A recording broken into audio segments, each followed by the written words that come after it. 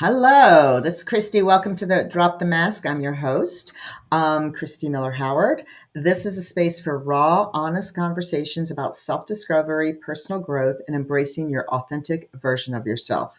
Many of us have lived through experiences that others don't always understand.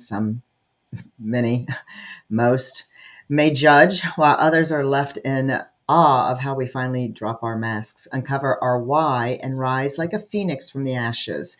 Here we celebrate the transformation. We shine a light on our strength that it takes to be vulnerable and the power that comes from owning ourself. I want to say thank you, Keith Shipley. Yep. Shipley. Okay. I haven't had enough coffee today. You know what I like about Keith is he's a canine officer, and I love my dogs. My dogs are Pinot and Merlot. I like my wine as well. But I do talk to a lot of people that are addicts and are in recovery. But I still have my glass of wine once in a while. Um, Keith is an advocate for addiction and mental health in the law enforcement. He understands the weight of the badge and the silent battles that accompany it. His story is raw and it's going to be real, and it serves a reminder that even the strongest among us, they struggle.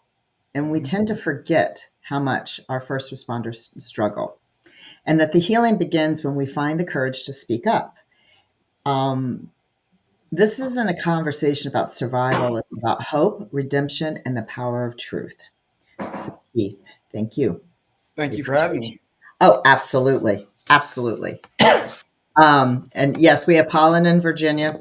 And so just to let you know, it's that time of season. It's the allergy season. It is. So Keith, take take me back to who you are, where you were, how you came, and let's go for it. Yeah. So just a little backstory. Both my parents are from Lebanese descent, and I grew up in a very traditional, old school, kind of Middle Eastern Catholic family. The men go out and do the work, the women kind of stay home, take care of the house, and um, just that kind of upbringing. And it was actually, I mean, I had a great childhood. I got a brother and two sisters. My mom's one of four. My dad's one of five. All of my aunts and uncles and cousins were all in the same area, so it was um, it was a growing up with a lot of first cousins and stuff. I mean, it was pretty good. Um, but I say that to say this: when I was 12 years old, my me and my brother, who's a year older than me, were fishing, and my grandfather, my mom's dad, who we were extremely close to, we were looking to buy like a river or lake house for like a family vacation spot. And as we're fishing, he just collapses and passes away. Um, and as an 11, 12-year old, um, it was probably the first really traumatic things I experienced. But, I remember running up the hill to tell someone to call the ambulance and stuff. And by this time, I'm crying. I'm bawling. And my uncles and everybody was there, and one of the male figures of my family was there, and he snatched me up pretty quick, and he pointed to my face, and he said, "Turn that shit off right now.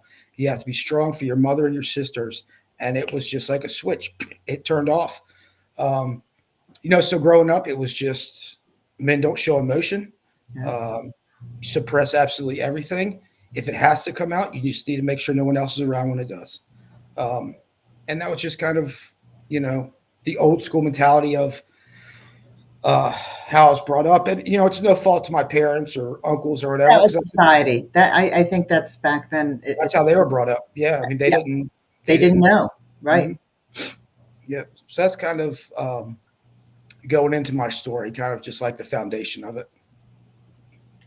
Well, and that's why men's mental health, I'd like to just destroy that stigma, Yeah. because the more and more I speak to men, and my own personal um,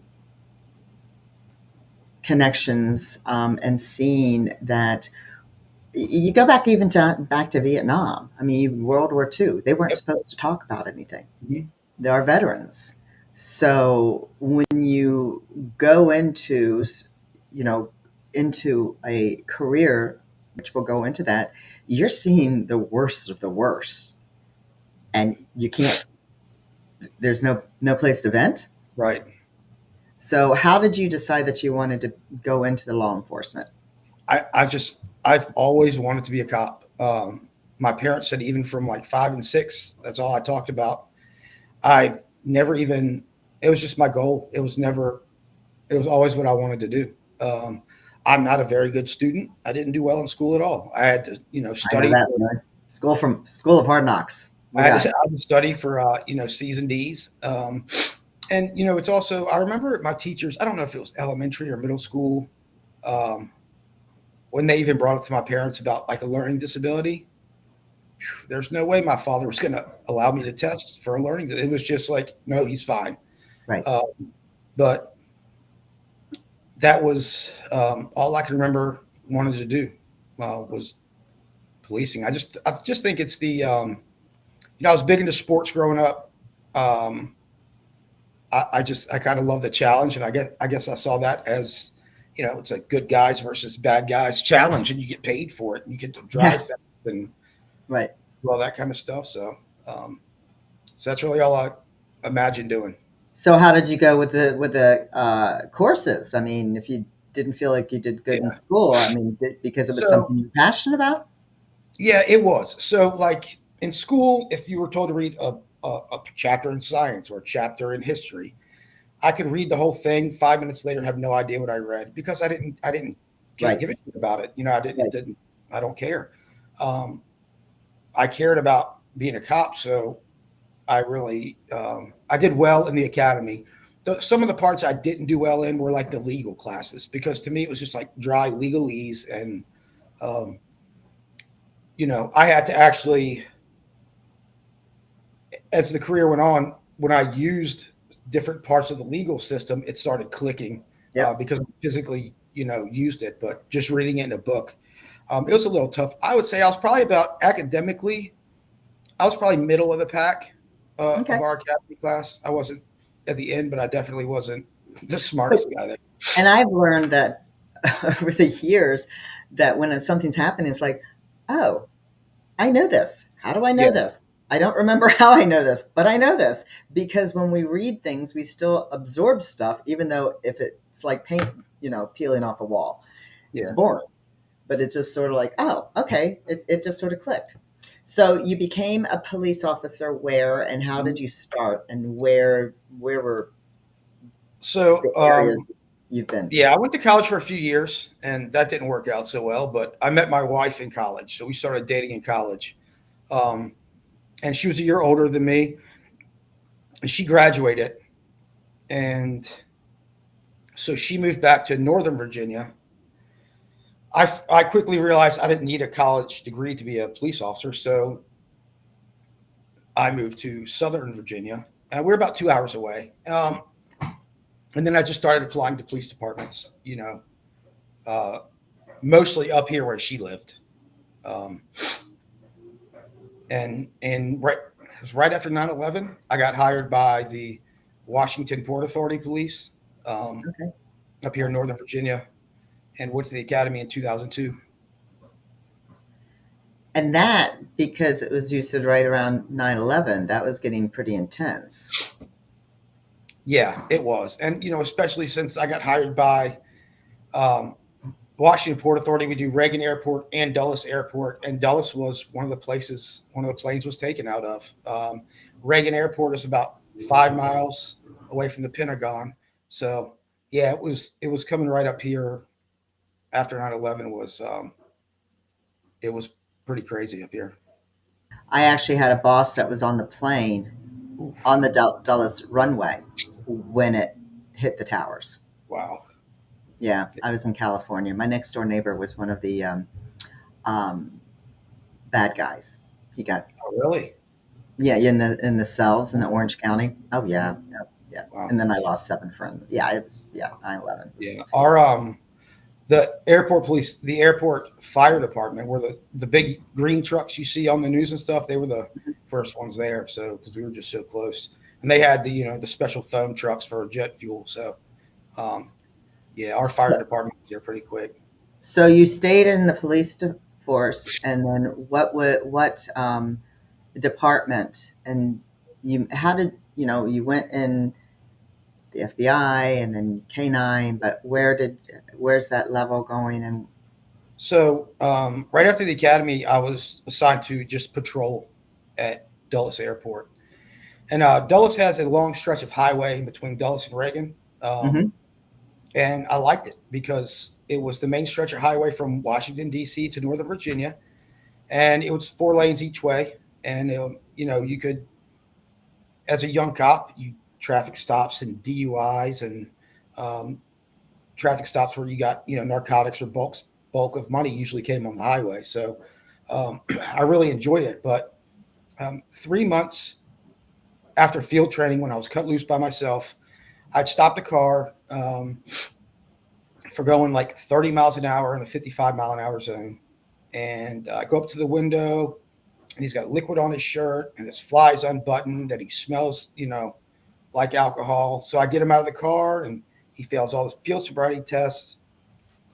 I had him blow a preliminary breath test, and he was like a 2.3, I think, 2.2 or 2.3. So he was pretty drunk.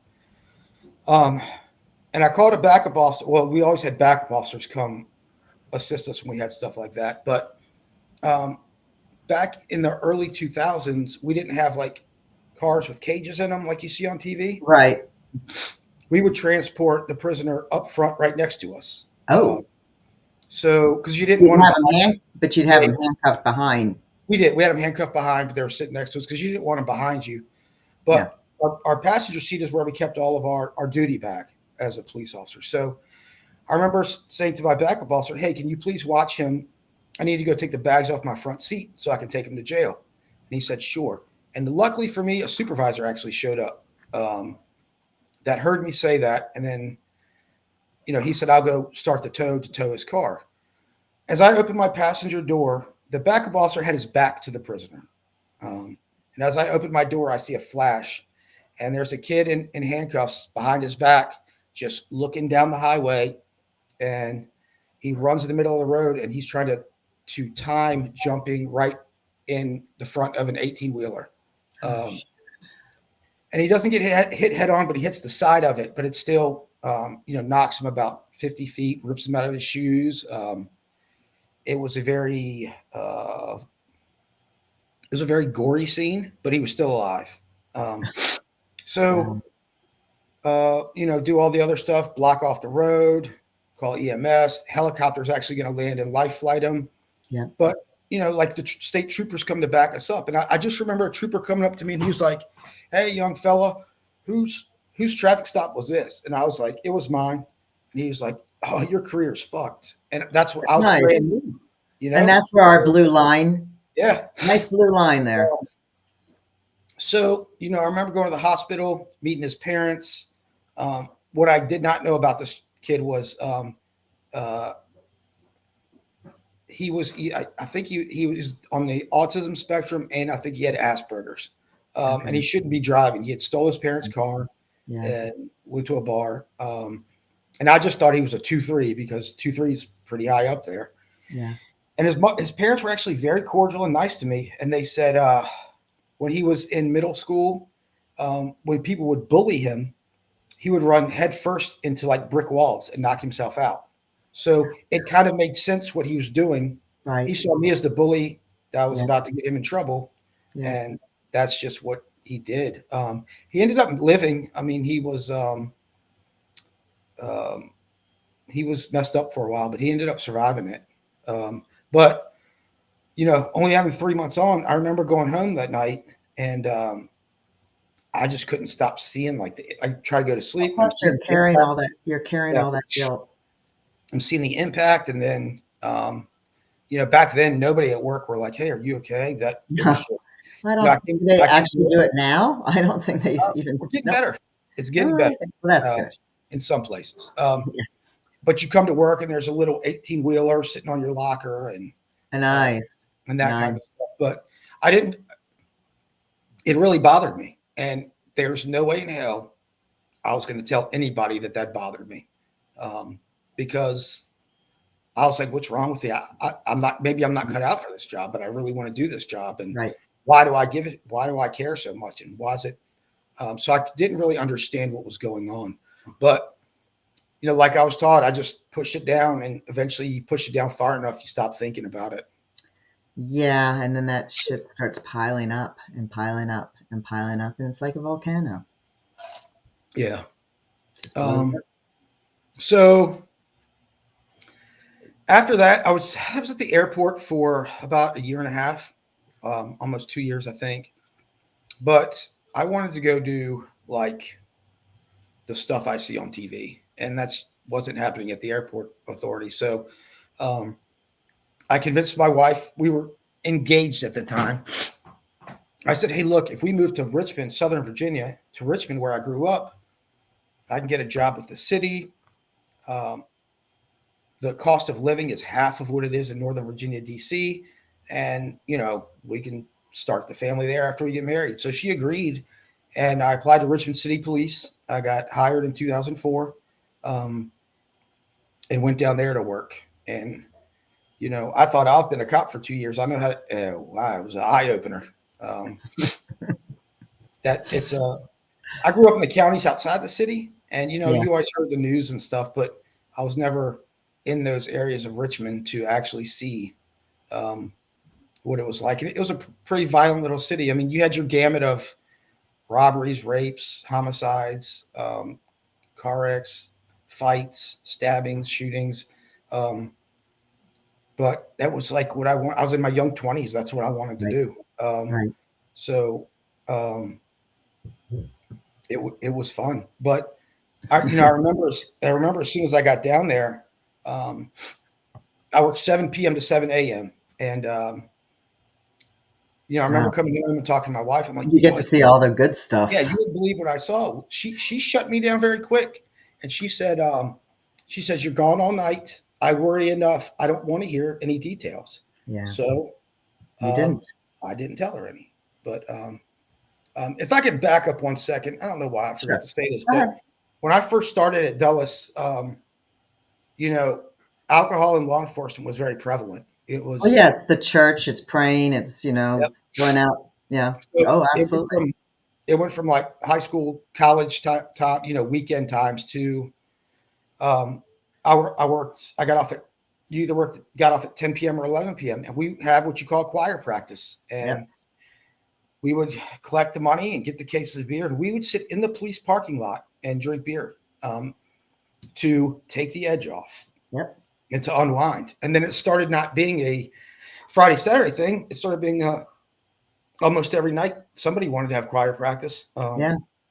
So that's what we did. Because that So was your way of releasing when you couldn't talk about it. yeah, so it started being um, more of a regular thing. And when I moved to Richmond, it was the same thing. If we didn't have choir practice, we would go to Third Street Diner. They were open 24 hours a day. They had drink specials in the morning Mhm. because the Medical College of Virginia is right there. So Right. you go there at 7 o'clock in the morning, and that place would be packed with nurses and Yep. doctors and cops. And my Yeah. wife was a teacher, so by the time I got home, she was off to work. So there's no reason for me not to go with the guys to Third Street Diner. So you had a good night, you're celebrating at Third Street. You had a rough night, you were definitely going to Third Street, Yeah. and it just became more of a everyday thing. It still wasn't a problem for me, but it was drinking alcohol definitely became a regular in my life. Um, so, um, Richmond, I saw a lot. I saw homicides. I saw like robberies, shootings, rapes, car wrecks, and for some reason, for me, um, homicides didn't bother me too much. I think I could compartmentalize like you're in a gang and you're in a gang and y'all shoot each other. It's Right. Right. nature of the business. Car accidents bother me a lot. Fatal car wrecks really bother me, and anything that has to do with a child bothers me. Yeah. And I remember um, the first time I drank by myself when I got home was I got called for a car accident. It was a vehicle into a house, and you get there and you could tell it's not an accident, but somebody probably left the car and drive, and it just kind of rolled up to the house. But it was summertime, and I go up there, and all the windows are rolled up, and nobody's in the front, and there's a baby in the back, and you see foam coming out of the baby's mouth, and then you break the windows, and that baby was in there for hours. So the smell hits you, and the sight hits you, and mom was in the house, passed out, and the So she baby had left passed. the she had left the child in the car, Mhm. forgetting the Yeah. car. Um, so the baby was definitely deceased at the time, and I Yeah. remember going that. I remember that day they were like, "Hey," I was like, "No, like I don't even want to hang out with y'all at Third Street Diner." My wife's not gonna. I went home and I didn't want to think about it. So to not think about it, I got drunk by myself in my house at like 7 or 8 o'clock in the morning.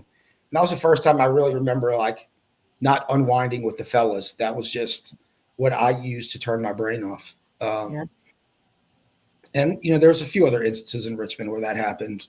Like one really bad car wreck I saw where there was a bunch of teenagers in it. But with that one was it was 4th of July, and the car accident was so bad. It was a truck going the wrong way down the street, and we were behind it. Me and my partner, we were trying to get in front of it to warn people. And after it came down a hill, it hit a car head on and killed two 17-year-olds and a 15-year-old girl. But the accident was so bad. If anybody sees blue lights or red lights, they have to come see what's going on. So, you know, 5 minutes after the accident, you had 20 people on the sidewalk over here looking at what was going on. And um, it was such a bad accident that the 17-year-old and 15-year-old were sisters, and their parents were sitting there watching the whole thing and didn't even know it was them Oh because God. they couldn't even recognize the car. So, Oh um, God. the worst thing, one of the worst things you can do in policing that you don't see on TV is giving a death notification. Yeah. Um, and it's just, you hear that mother scream forever. It's just something that's, it's ingrained in your brain for the rest of your life. And I had to do a few death notifications, and that's just the absolute worst part of the job that you don't think about when you're 15 and 16 and you want to go chase bad guys and stuff. You don't ever think about that part. But on days like that, it was definitely like I don't want to think about it. Go home, alcohol, go to sleep. So was your drink vodka, tequila, Back then, it was anything. Honestly, it was anything? more beer. It was more beer back then. Um, it definitely became vodka at the end of my story for sure, because that's what all good alcoholics like to drink because you can't smell it. Exactly. um, Exactly. it was anything. I mean, it was mainly beer. You just Back wanted to numb it. then. And isn't So that why people get drunk? I mean, yeah, we think we're having, even, going out to a bar or whatever with friends and we're drinking and drinking and drinking. I mean, especially, in college and everything, where all of a sudden it's just sort of like, I'm so numb. Why? And then the next morning you wake up with a hangover going, why did I do that? yeah. It's Um, definitely addiction is definitely a feelings disease. yeah, You don't want to have the feelings. I was taught very young feelings were bad. right. So unless it's a good feeling, everything else is bad. And that was my medicine for not feeling anything. Um, so while we were in Richmond, I got married. My wife and I got married in And how was 2005. she, how, I mean, and if you don't want, how was Yeah. she during this time that knowing that you were at home, she's teaching and you're just getting shit faced? So it Just, still wasn't every day. I mean, this was still every did once in she a while. notice this? I hadn't crossed the line yet. We Okay. definitely got in arguments a few times about you have a problem because you're getting home at 8 o'clock in the morning and you're drinking. And then I would just rationalize it. I'm like, I'm up Right, all night. This is my right, 8 o'clock at night when right. people usually drink, not my 8 o'clock in the morning. And I mean, it would cause arguments, but like I said, it wasn't an everyday thing still. It was an every Yeah. once in a while thing. And it caused problems, but not like when I got into my full blown addiction. I know that. So I for can years it was understand it. yep. Um, My story one day will come out, but Yeah. yeah, I understand it. So, So where did you go from there, while you're in Richmond? Yeah, because so you in kept on Richmond, going forward. we got married. I got married in 2004. Had my son in 2005. Um, and about this time, it was just my wife hated Richmond. Um, yes, cost of living was less, but I also my paychecks were less. Right. And she's a Montessori school teacher. Richmond had no Montessori schools, but they're in every corner in DC. Um, so I was hospitalized a few times in Richmond for work related things, and we just had my son. So she had had about enough, and it was time to move back to where her sister and mother and where she was happy, which was Northern Virginia. So, after about 5 years, we moved back to Northern Virginia, and I called the Washington Port Authority back and said, "Hey, are you guys hiring?" And got my job back pretty quickly up here. Well, So that's good. it was. And then I did 2 years on patrol. Um, you know, had a couple really bad nights in that 2 years, but it wasn't bad. It was not like, the Richmond times. So after 2 years, an investigative spot opened up. So I applied to be a detective and I got um, selected. And I went detective and sent to the FBI's Joint Terrorism Task Force out of Washington, D.C. And that was the best. That was the best job I had. Yeah. Well, not as too, but at the time, that was just like, I couldn't believe I got selected to do it. And it was great, man. You got a TSSCI clearance. You basically did everything a regular FBI agent would do. I was on a domestic terrorism squad with it was 8 agents and 8 task force officers throughout the DC area, and I got to work long term, like big domestic uh, terrorism cases. My Well, partner Tom and I were everybody kind of had their little niche in there, and our niche was we handled most of the white supremacy cases ah, um, in okay. the area, um, and it was fun. So Investigating. that's more. So would be the gangs, the Aryans, or whatever they're called? Yeah, so we would do neo-Nazi, Aryan Klan, Okay. um, anybody with like a white supremacy ideology to their Yeah. crimes would kind of go for us. But we were also a like a response squad because of domestic terrorism. So like any big shooting, like remember the baseball shooting in Alexandria or Arlington, where the Republican softball Oh party yeah, yeah, was. yeah. What's his face? Steve. Yeah. I forget his name is, but yeah, he So got things shot. like that. So things like Oh that wow. we would go out to, and then we would determine whether it was federal or local, and then whichever side would take it. Uh, I applied for the FBI's undercover program, and I got to go through several courses of that, which was really fun.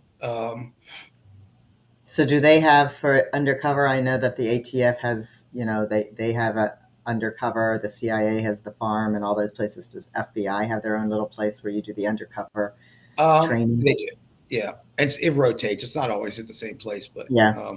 but they do. Um, and I mean, I really enjoyed that too. One of the first ones I did was Why did you want to do undercover? Now, I don't again, I know many that have been undercover.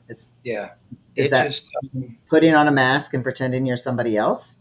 it that and I was good at putting on masks, man. I Yep.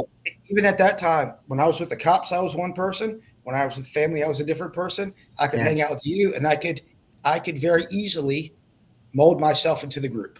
Yeah. Um, and then it was also just at this point, I really didn't know I was an addict because I think you're an addict before you even put anything in your system. I was Mhm. addicted to the adrenaline, man. That that they might find out who I am. Adrenaline rush is you can't buy that in stores. Um, No. and but what I did not anticipate was you know um, like one of the first ones I did, I was selling AK-47s to neo-Nazi, and Oh, nice. but you build basically undercover is building a relationship and Yep. then deceiving that Absolutely. relationship. Yeah. And um, you get to know some of these people, and that's like, yeah, you're a Nazi, but your kids love you, and your wife loves Right. you, and Right. um, and you build that relationship, and then you're in court, and the kids and the wife are in the front seat staring at you like you ate dinner at my table, you sob. Right. And Yep. it was a guilt feeling came over me that I was not anticipating. Um, but like I was always taught, it's a feeling that I didn't like, so I just suppressed the feeling, went home, chased it with a little alcohol, and just kept moving forward. Um, but I really enjoyed the FBI. In 2013, the Navy Yard active shooter happened. Mhm. Mhm. Um, my partner Shay Matera and I were the only two on our squad at work that morning at like 8 o'clock. So my boss came running out and said, "Hey, there's an active shooter at the Navy Yard. You two get down there." And we went down there. So federal and regular cops are a little different. As a cop and being a cop for over a decade at this time, I'm taught active shooter, run in the building and take care of the problem. Right. So that's what we did. Um, Shay, we were in plain clothes, so they were worried about us getting shot by another police officer. So, I mean, we had our vest on that said police, but other than that, we were in like khakis and a collared shirt. So, um, the DC commander at the door allowed Shay to go in with a group of five, and he was in the middle of uniform, and I went in with the second group of five, and then went in the middle of them. And then, I mean, that was just, I'd seen a lot of murders. I've never seen anything like that. Um, I thought for sure, uh, I for the first time, I thought to myself, I'm probably not going to, I could not make it out of this building because the call came out as two Middle Eastern males with AK-47s. Right. Um, our vests won't even come close to stopping an AK-47. No. I remember putting it on, being like, I don't even know I'm putting this on. It's not going to do anything. And then, as we're going through And the maybe they building, should change that, or have they changed that they with the have, vests? they're making Because it a lot better. a lot of people use the AKs now. Yeah, I think it's just it's a weight thing. They weigh twice as much and wearing it all day every day. Um, Right. but yeah, they should. They're coming up with some pretty good new ballistic vests. Um, Good. but I'm walking through this building, and I didn't know what it was at the time. But most of the people that were killed point blank to the face with a shotgun. Um, and it was like a car wreck that bothered me just worse. The first lady I saw was a probably mid 50-year-old black female with a bright blue dress on. I can see it right now, Mm. and she's missing half her head. Um, Yeah, there was because a she guy ran. next to her, and it was. Uh, I you couldn't even prep your brain for seeing that. Going in there. So most of the people were deceased. They're just. So It I'm going wasn't. to go back. I'm going to go backwards. So when you do training, do they like show you pictures of what you possibly can see and scenarios and stuff like that to prepare you I mean, you see pictures, but until you see the real thing? yeah. It's I okay. mean, yeah, it's just everything. It's just you could still smell the gunpowder in there. Smell there was so much blood you could pretty much taste it in there. Yeah. And it's just weird things you remember. I remember seeing shoes, just women's shoes, and I'm like, why are there women's shoes everywhere? And they were kicking their shoes off so they could run faster Yeah. because you're not going to run in heels. So yeah, your brain remembers really small details sometimes that you're not. I remember staring at a Dunkin' Donuts coffee cup on a desk and it was still steaming. I could just see, I was like staring at the steam like, and then the guy was behind his desk that had been murdered. But yeah, the brain's a crazy thing sometimes. So I remember coming out of that, and it was the first time in my life I lost track of time because we went in at like 8:20 something in the morning. I linked back up with Shay and I said, Shay, man, I'm starving. We got to go get something to eat. It's got to be lunchtime. And it was like 5:30 in the evening. Wow. And, you know, in police work, a lot of times I say this. A lot of times it's 50% the tragic incident and 50% how you're treated Mhm. afterwards. Yeah. Um, because we met back up with some FBI supervisors and they were just furious with us. Um, Because you went in. yeah, we Yeah. were we were What were you? representing we I were mean, representing them, and we were supposed to go to the politics. we were supposed to go to the command post and wait for further instruction. So we were told disciplinary action was coming. We need to go back to Washington field office and write a report of everything we did, everything we saw, blah blah blah. So me and Shay go back, and I'm staring at a computer screen that's not even turned on, trying to comprehend what I just did and what I just saw and what Right. happened. Um, but Shay, being a good DC uniformed police officer, just looks at me and goes, uh, he's like, "Hey, Keith, fuck this. You just want to go to a bar?" And I go, "Yes, sir." And we just got up and left because that's what we did. We just went to, me and Shay went to a bar. Yeah. We said, we'll worry about what kind of trouble we're in tomorrow. Uh, Right. You ask for forgiveness later. yep. Um, and it was just, it was a, yeah, that one was pretty much the straw that broke the camel's back for me. Because shortly after that, um, I injured my back. I had 2 ruptured discs, but I didn't go to the doctor forever because doctors are for sissies, and I'm not a sissy. So I waited until my leg goes completely numb and I can't walk to go to the doctor. And the doctor said, "Hey, look, we can do 2 things. We can do surgery to repair the discs, or I can give you epidurals in your back, but it's going to take some time for the epidurals to work and you know get your back to where it needs to be." I said, "Let's do the epidurals, man. I'm not getting cut open." At Right. this point, I was 33, maybe 34. Um, and then the doctor gave me some prescriptions. I go get them filled. Um, and the first time that opiate entered my body, I was in love, man. I Yeah. love shit. It was like, um, it was just a miracle drug for me. Um, and just going back real quick again, growing up, I didn't do any drugs ever. Like I wanted to be a cop. I knew I couldn't do drugs. Right. Uh, I might have smoked weed twice in my life, and I was felt guilty about that. So I just would And not now do it's legal, I guess, in most states. I right. heard. I used Um, to smoke pot. so I mean, I I didn't. smoked pot when I was younger, but now it's like, I don't know. I mean, I did no experimentation in college.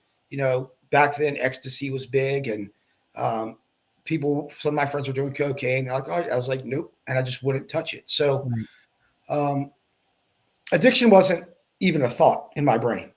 So this doctor gives me this opiate, and I take it, and I said, man, this is awesome.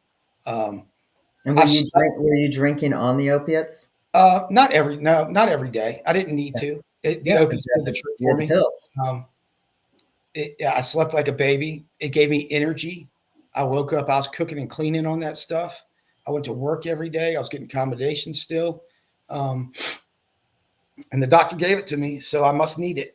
Um, and then I don't know how many months down the road on that it was, but I remember going in for another epidural.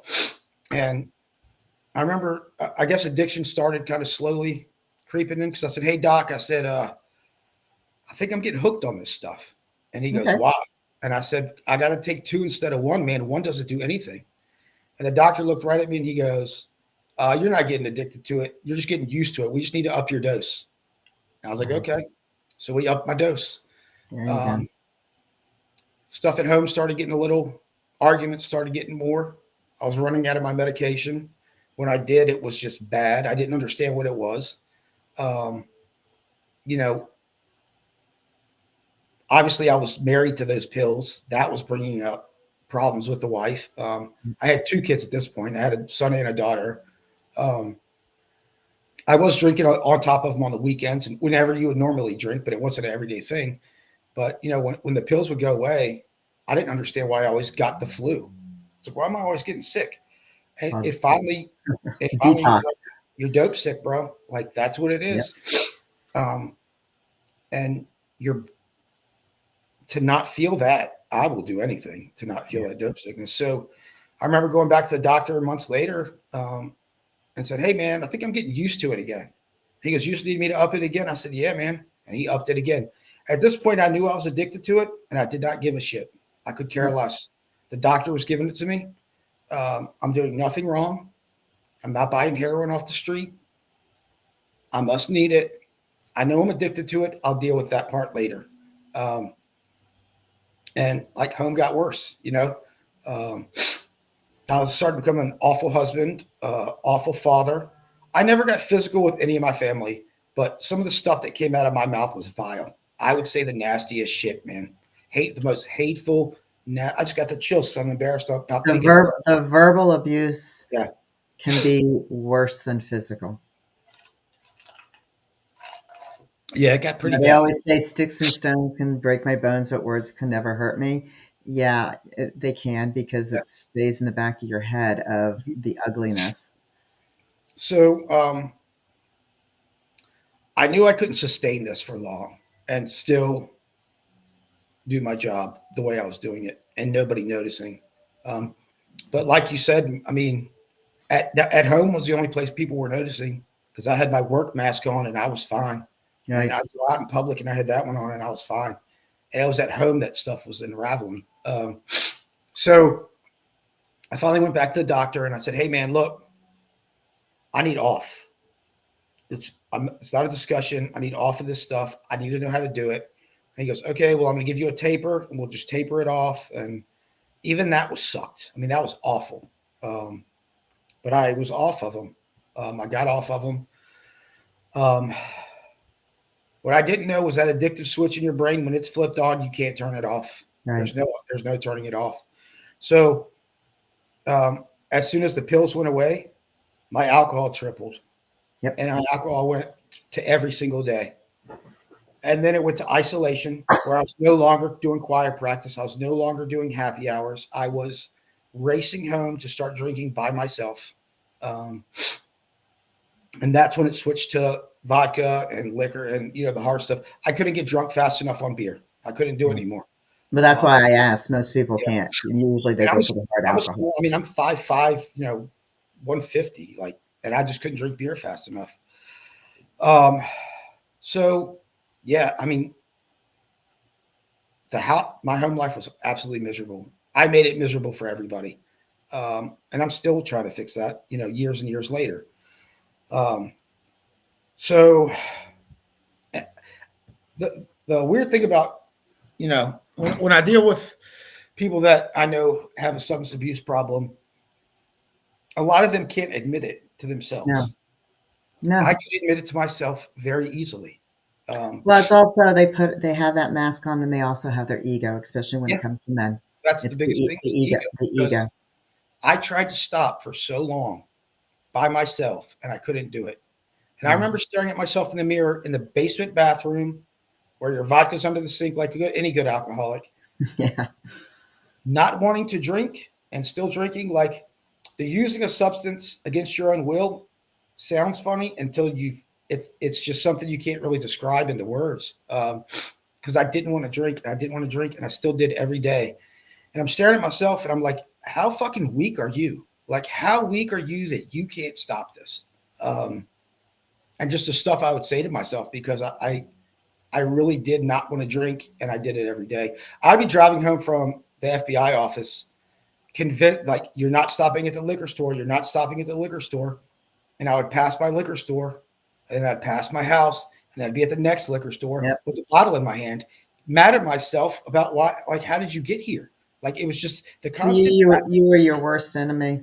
the constant battle in my brain was just, it was insane.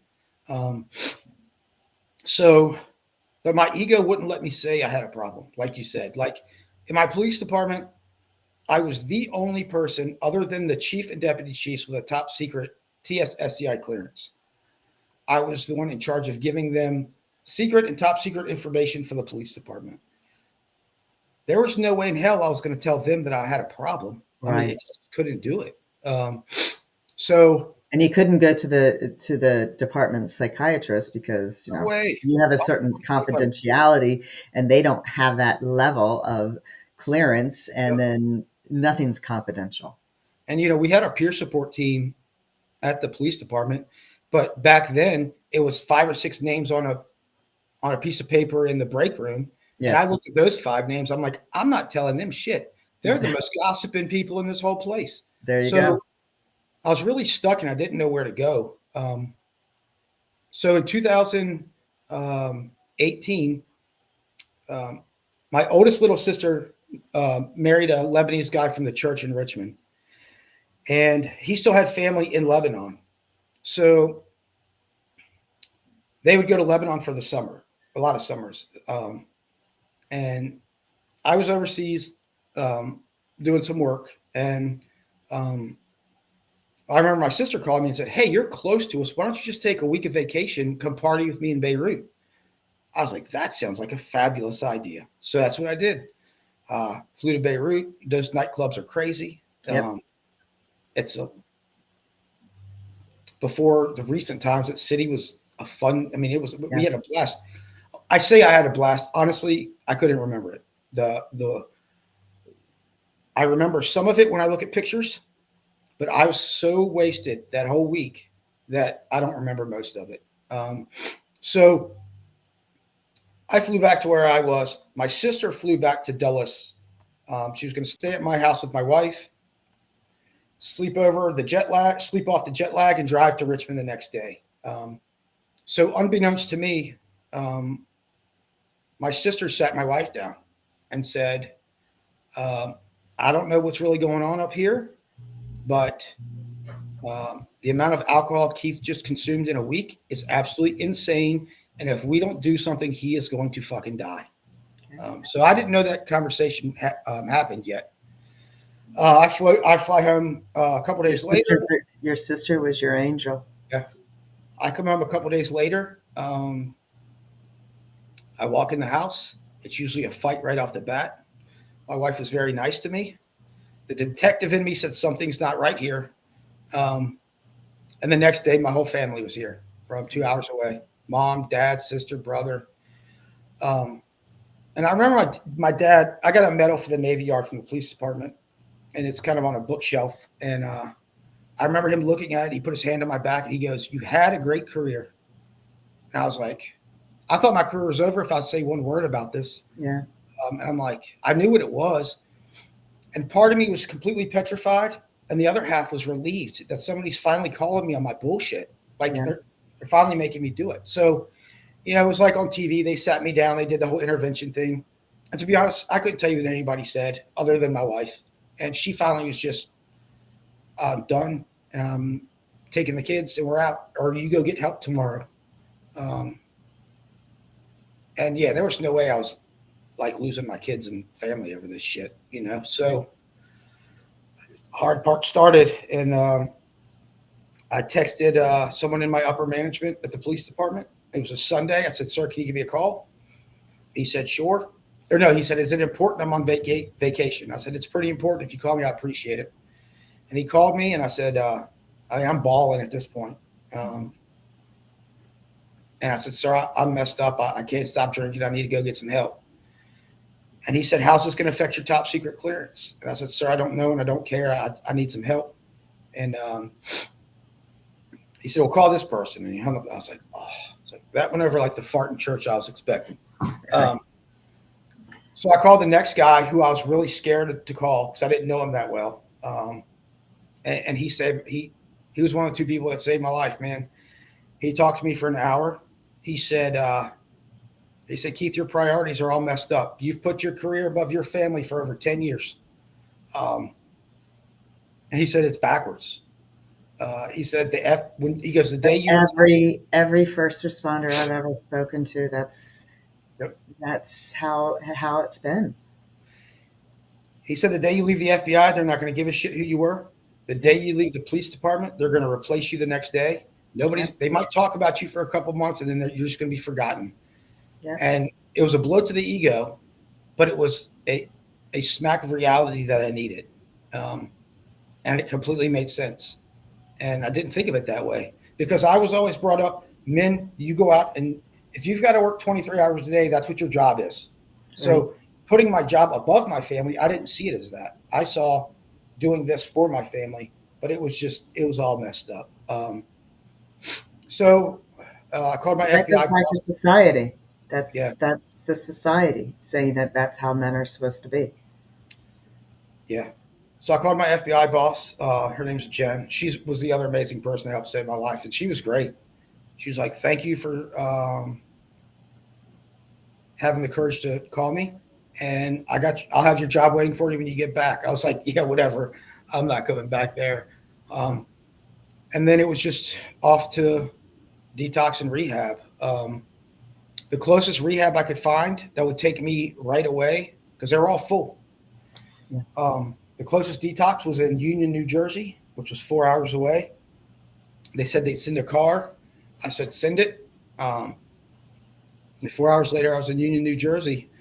I found myself in a little closet doing the intake process with two large guards next to me and a female nurse. And I was told to take off my shirt and take off my pants and drop my drawers. And I'm like, what's going on? Like, bend over, Yep. cough, lift up Talk. your junk. And immediately it hit me. I said, how did I get from the kid that wouldn't even smoke weed to lifting up my junk in Union, New Jersey? Like, what transpired that I got here? Like, how did this happen? Because I would have argued forever that before this, um, that addiction was that person's choice. I would have argued that forever, but I didn't choose this shit. I didn't do it. I was hurt. I took a pill and something happened in my brain that I couldn't help. So went through the detox process. Got 7 days without anything in my system. How Called my was wife. those withdrawals? Yep. It was not good. They kept us pretty medicated there. I slept an awful lot. Okay. But Because after I seven know days, sometimes those withdrawals, pretty yeah, bad. yeah.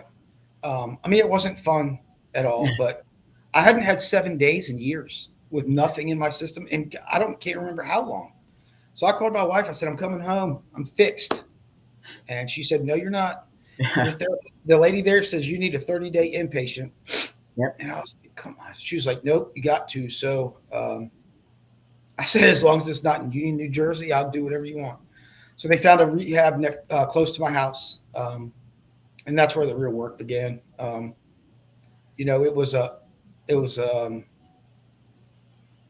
it was a public rehab, so um, in group, I didn't feel comfortable sharing about trauma because all my trauma was police work, Right. and half the people there were like "F the police," and I'm like, "Yeah, screw those guys." Um, so I wasn't comfortable talking, but the individual therapy was amazing. Telling her stuff from childhood all the way up that I've never told anybody. It was just like weights were just being thrown off of me. And she's like, "I need you to take this PTSD test." PTSD test. I said, "I don't have that. I'm not a Oh, soldier. okay. I've never been to war." That's what I thought it was. I Yep. had no idea. Mm. Quickly explained to me that's not what it is. I have clients who have been fired from jobs of dealing with PTSD. And that's another thing of stigma. Oh, it's only the Yeah. vets. Yep. Um, so I was talking to my therapist there. Started feeling better. She introduced me to EMDR, which was life changing for me. Now, for the people who don't know what EMDR is, because I know that Sherry Yeah. went through it. You want to explain to Sure. whoever? It's my dogs are going to bark for a second That's because someone's okay. at the. That's okay. It's eye movement, uh, eye movement desensitiz. I can't say that word. Desensitization That's okay. I got what uh, you're trying to say.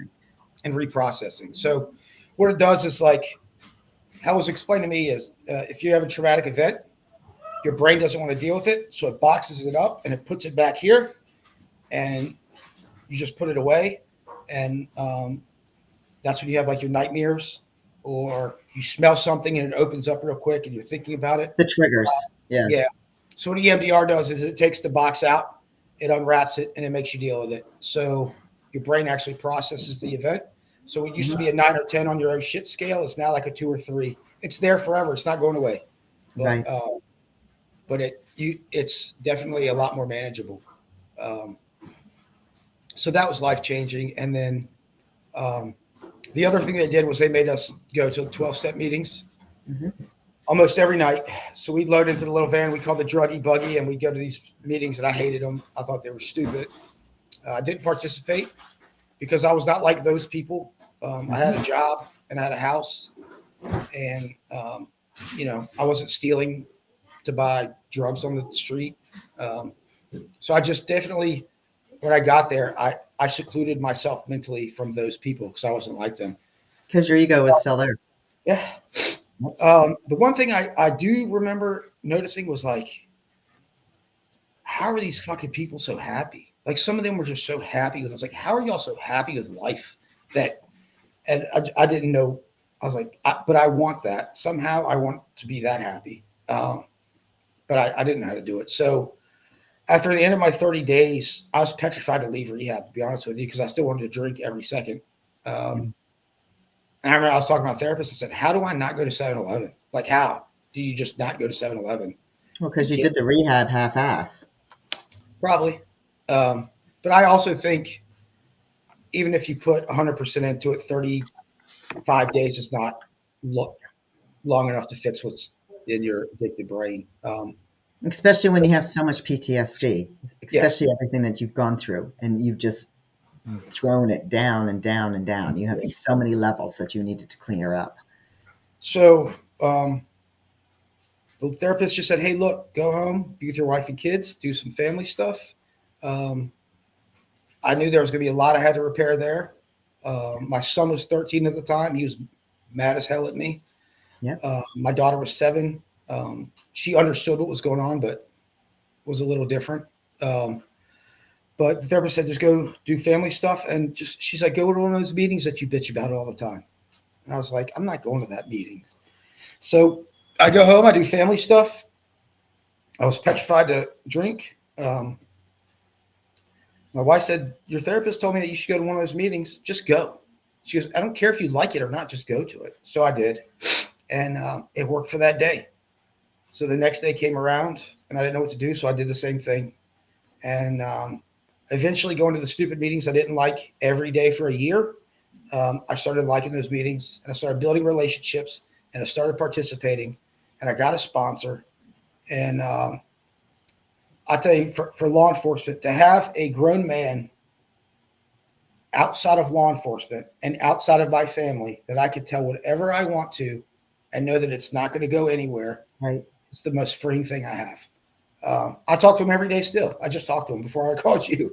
That's right. So, and And it's, that's and how many people did you go through before you got this good sponsor? Because I know that there's certain people you yeah, have to go through sponsors. yeah, Somebody who's personally in my life, he had 2 sponsors where I got into these people's face because I'm just yeah, like, you're not even checking up on this person.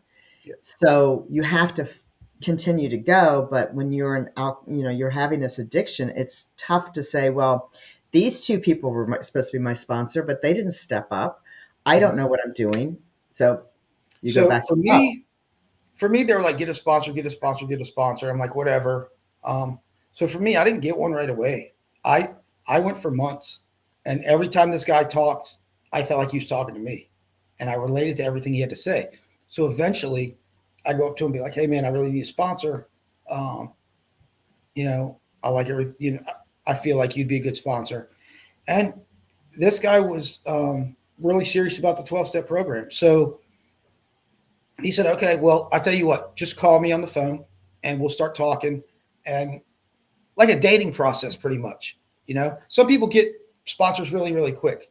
He said, we'll get to know each other. And if we both think it's a good idea, then that's what we'll do.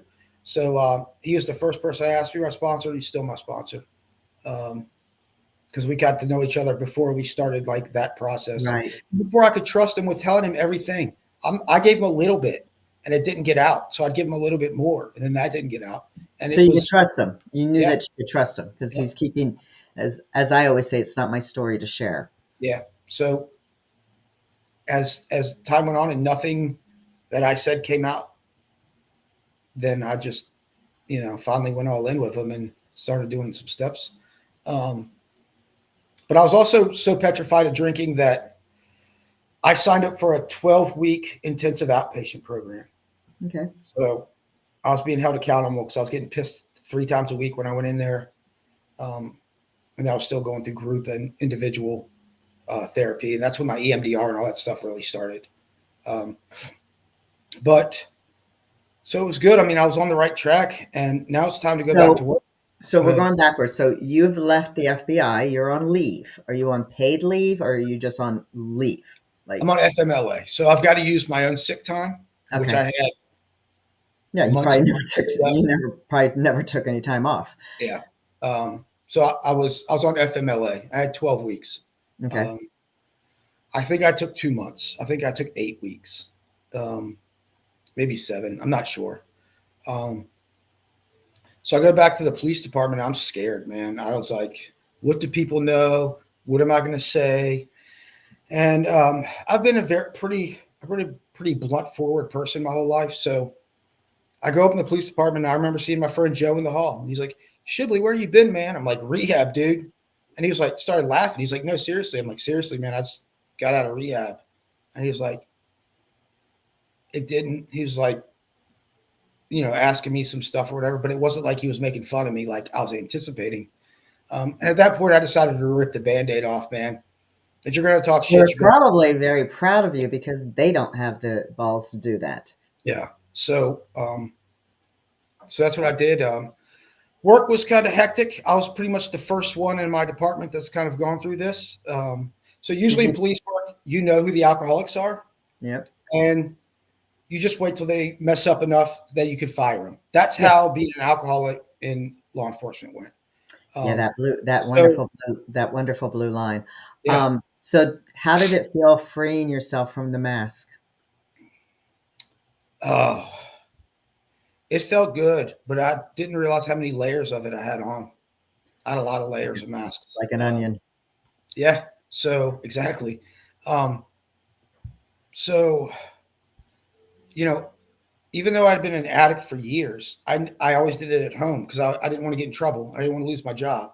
So I never got a DUI and I never got in a bar fight and I never got a domestic violence call. And so, so I go back to work and they don't know what to do with me. They're like, you're not going back to the FBI. We don't know what to do with you. And I literally played Candy Crush for weeks on my phone. Oh, And wonderful. I finally went up to my one supervisor. I was like, sorry, I said, give me something to do. Give me a stolen laptop. I don't care. I'll investigate that. I need something to do. And he looked right at me and said, you're lucky you're still a cop. You're a liability. Just shut the fuck up and sit at your desk. Um, so that's what I did. And then, I had meetings after meetings with the upper echelon. Um, and they said, we don't know what we're going to do with you. You're not going back to the FBI. But um, my supervisory special agent, Jennifer May, her nickname was the Honey Badger. Um, Gotta love it. she was not having it. Good So for her. she kept calling me and I kept telling her not to worry about it. I'm just glad I have my badge. I'm getting paid the same. It doesn't matter. She says, I want a meeting with your deputy chiefs and your chief. I said, Good. it's Jen, it's not going to do anything. And Jen was she goes, I want it right now. I'm like, okay, Jen. So I set up the meeting and Gotta love those honey badgers. Jen went in and I was kicked out and they were in there for about 2 hours. So I'm like, what the hell's going on in there? And she comes out of that meeting and she walks over to my desk and she goes, I'll see you on Monday, man. And then she just left. And I was like, what? So basically what she did was she went in there and said, what kind of message are you sending your other officers that Exactly. might have a problem, that want to raise their hand before they get in trouble and say they need help, if you're going to punish him for doing what we ask people to do? Um, Absolutely. so I go in there and talk to the chiefs. And so my FBI assignment was supposed to be a 4-year maximum assignment. I had been there for 8.5 already. Um, so the chief said, you've been there long enough. We're going to give you 1 full year to go back to the FBI, finish your cases up, don't open up any long-term stuff, unwind it, do what you got to do. And I was happy about that. I mean, at least they're allowing me to go there and walk out of there with my head held high, Right. not Right. like I was going to. So I was like, I completely understand. I have been there long enough. I was waiting for you know, I was waiting for them to take me out years and years before that, before any of this. Right. So I went back to the FBI and did the same thing, man. I just told everybody where I was. Nobody really was, you know, um, I have learned that the moment we drop all those masks and we're transparent, we don't get the response that we actually think that we would have gotten. And yeah. And people the and fear of people that tend to look at response, you differently because they're just like, "Wow, okay." the Um, fear of that response keeps the mask on is the problem. absolutely. But Absolutely. yeah, talked to them, and some of them said they kind of knew something was up the past couple, the Yeah. past year or so. But I said, why don't you say anything? And they're like, we don't want to piss you off. And I'm like, I don't know if someone would have said something to me, I probably would have told them to go after themselves. Of course. Of course. But at least I knew people would be noticing Yeah, because I thought my masks were so solid that nobody noticed anything because nobody said anything right. other than home was the only place. So Or because your wife knew what was behind that mask. She knew yep, you. She knows your heart. yep. So yeah, went back to work, and then my time was winding down. A canine spot opened. I put in for canine, and then I guess just being deciding to rip all the masks off and being open about it. Um, I would talk about it with people, and then someone invited me to do a video for this other police department, so I did that, and that kind of got the ball rolling. Talked to the academy, to the young people, and the supervisor started picking up some stuff. So about a year into it, like right during COVID, this one guy, he's like 3 years my senior, um, big SWAT badass guy, motor cop, Marine Corps. You would have, he was like the cop, you know. Um, he kept calling in sick. He kept calling in sick and calling in sick and calling in sick. And this sergeant did a phenomenal job because instead of just marking off the sick box, finally he called out sick. And she said, "This is not like you. What is going on?" And he lost it on the phone, just started crying. I can't stop drinking. I started during COVID, blah, blah, blah. Um, and that started the ball rolling for him. And she was like, Are you friends with Keith? And he goes, Of course I am. He's like, You need to call Keith right now. So this guy called me at 2 o'clock in the morning. I got goosebumps. Yeah. And I never expected him to call, but it was him. Explaining what was going on. I said, All right, man. I said, I got to ask you, you thought about killing yourself? And he goes, I've had a gun in my lap for 2 days. I said, I'll be at your house in a little bit. So drove to his house. Um, he was not going to rehab. So it took a couple hours to Yeah. convince him that that's the only thing that's going to help this. Yeah. And then there's a great place that I wish I knew about when I went through it. It's called Harbor of Grace in Maryland. It's a medical detox and rehab for military and first responders. I All over. have actually a very good friend, Sean Riley, and his wife are very connected to them Yep, because they're a great organization. yep, Warriors Heart in Texas and Virginia. They're another good one. But I'm driving him like 3.5, 4 hours to Harbor of Grace, and he's just like, "How did I get here, man?" I'm like, I don't know. I felt the same way, man. I was like, "We'll figure it out." But he paid me the best compliment ever. Like all the medals and shit I've gotten from the police department. He told me, he said, if you weren't open about your addiction, I'd have killed myself. And yeah, you can't put a price on that. and that's So why God put you through this. yeah, 100%. Yep, Yep. He puts us One of through. my kids actually asked me that a little while ago. So Okay, mhm. God does put us through some dark, dark times, Yeah, and times that, and just to turn around and understand that yes, you probably still have to fix some broken things in your life and you're continually working on it, but you don't have that mask on anymore. yeah. And you're not in that fear, except when you send somebody a wrong email address. We won't go there. It was a funny. You made me laugh. Well, don't use together I all had you. to laugh. That was hilarious.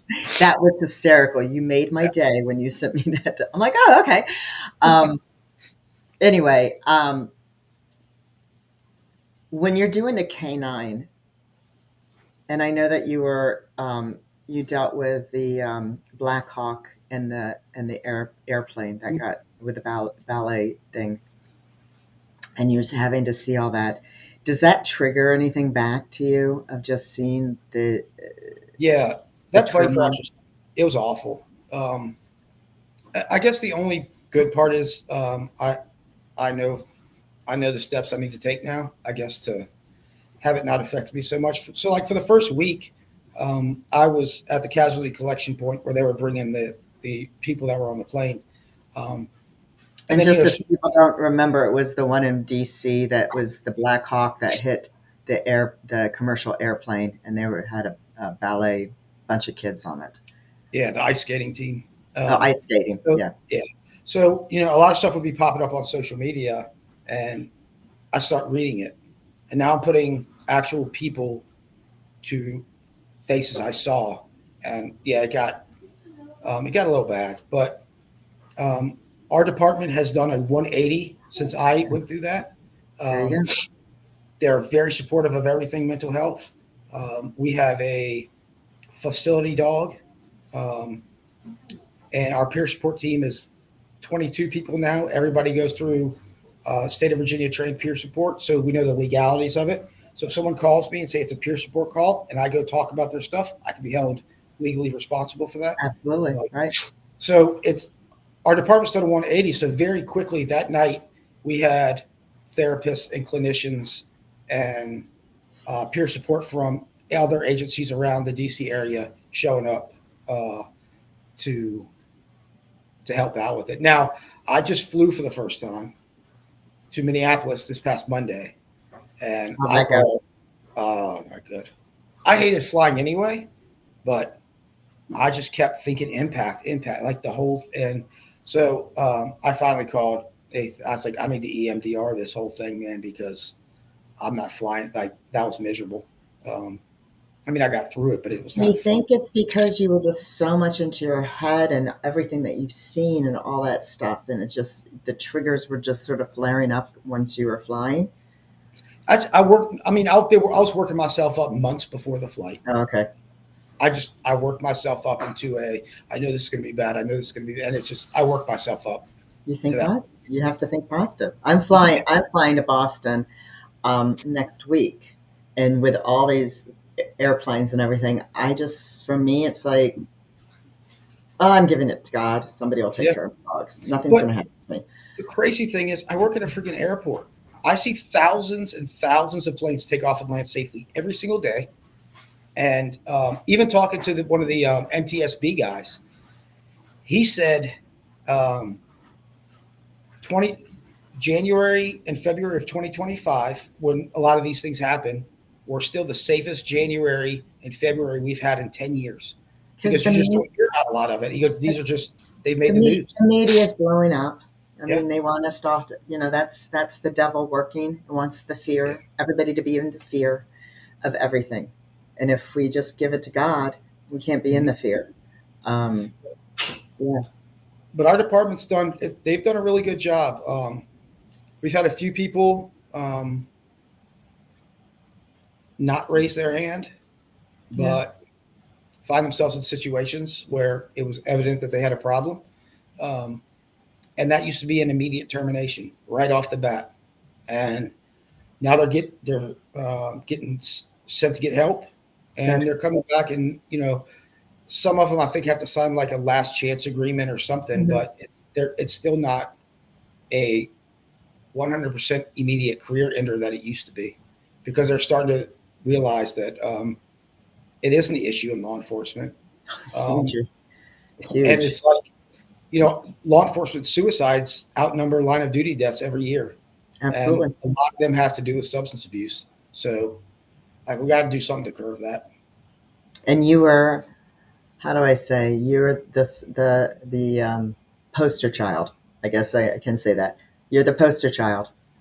So that, I mean, I don't like using that word, but that's the I, only u- way. I use test. I use test dummy.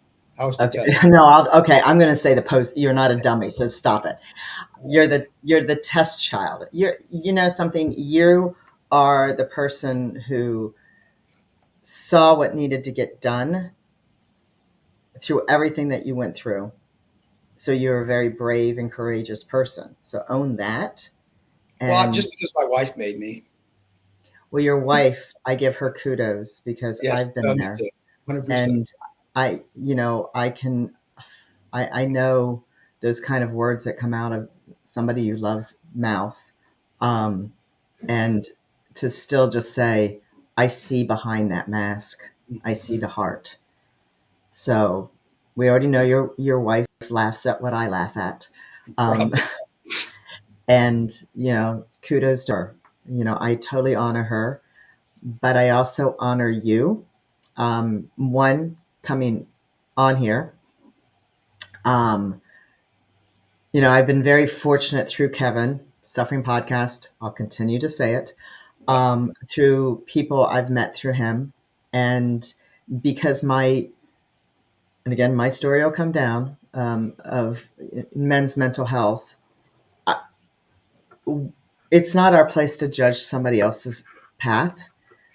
But when we see behind their mask and help them or just stand by them when the mask comes off, it's usually a very, very hard thing for a man to do. A very hard thing for a man to do. Um, because vulnerability, even though it's a strength, we're told that it's not, and you're not supposed to say anything, and you're supposed to stuff it down and stuff it down and stuff it down because that's you're not man. You're not a man. Yep. For me, for a man who can be vulnerable and share their stories, their fears, their weaknesses, you're human. I Mhm. mean, you're human. We're not, all the, we're not, a machine. We're not a robot. So I just want to, when we talked before, and Sherry, thank you. Oh, I love Sherry and Kevin.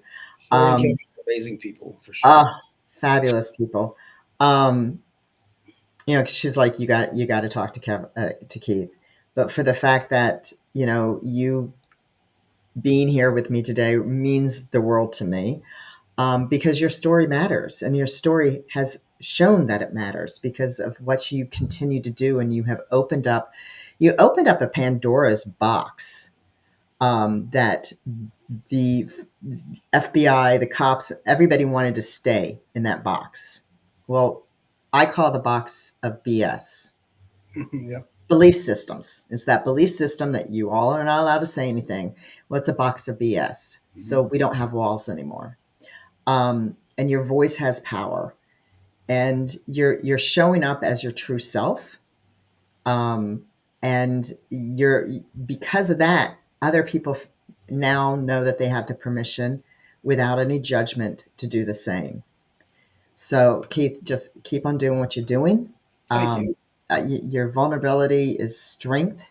And those of you who are watching this episode, go subscribe or not, but I think you should, because I've got some amazing people that are down my pipeline. Um, every day when I do a video, I sit and think about, even though I know the story, um, it always hits me differently when we're having this, when I'm talking, when you're talking about it. Um, because it's showing, I mean, and usually it's via the phone or something like that. Well, my dog just sneezed. The vulnerability is just so courageous, and to me, it's strength. I mean, that is better than any medal, I would think. So Yeah. please subscribe, share it if you think that somebody needs to hear about this, a first responder, a male, even a female, even a wife. Understand that, a girlfriend, a mother, a sister, we can make a difference to the men in our lives. We can't save them, but we can be there for them. And if you're ready to drop your own mask and know somebody who has a story that needs to be heard, reach out. I'd love to connect with you. So until next time, stay true to yourself, take care, and just stay tender.